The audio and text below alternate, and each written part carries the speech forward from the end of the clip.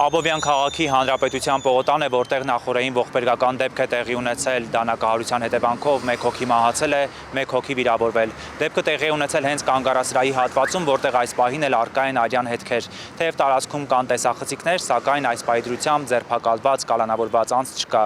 Մահացած քաղաքացին Աբովյանի բնակիչ էր, դեկտեմբերին 25 տարեկան էր դառնալու։ Վիրավոր քաղաքացին, ինչպես մեզ փոխանցեցին, Հատից գյուղի բնակիչ է 35 տարեկան։ Ես այս ճանապարհով անցնում եմ մեքենայով, տեսա, որ այդ տղեն պարկած էր էլի գետնին։ Ես կողքի պարկած ու լիքը ժողովուրդ, բայց չի իմանում ինչ է եղել, հետո ասացին ինչ որ խփե փախել են, բայց ովքեր ինչ էր չենք հասկանում ինչ էր կատարվում։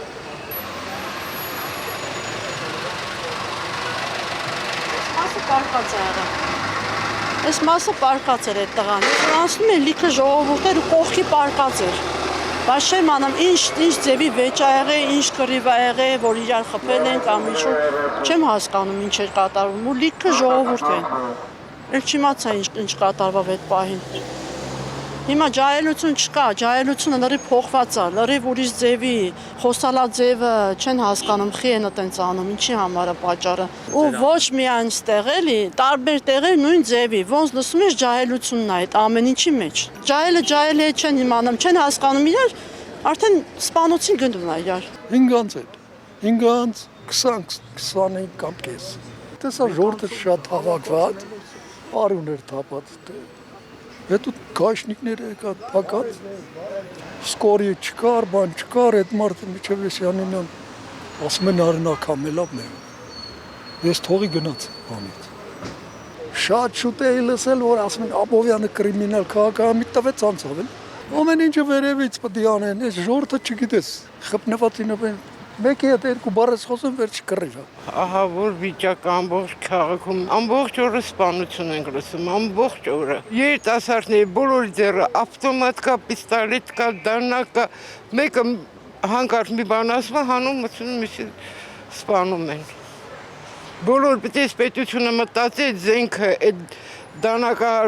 դանակները մի քիչ վերացնի, կարգ պաշտպանի, կարգապահություն լինի։ Դեպքի մասին երեք եմ իմացել, անասելի ցավ ենք ապրում, ուրիշ ոչ մի բան։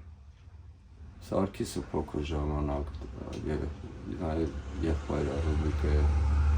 միշտ կարծես ինձ մաս կտրել։ Գիտեմ, որ լավ երեխեք են եղել։ Երաշտական ընտանիք են եղել իրանք, պապը, երեխաները, իր օրեղբայր Սարգսի օրեղբայրները, հայրը երաշտներ են եղել։ Միշտ բարի համբերությունը իրանց տեսել եմ շատ քաղցր վերաբերմունքով բոլորի հանդեպ։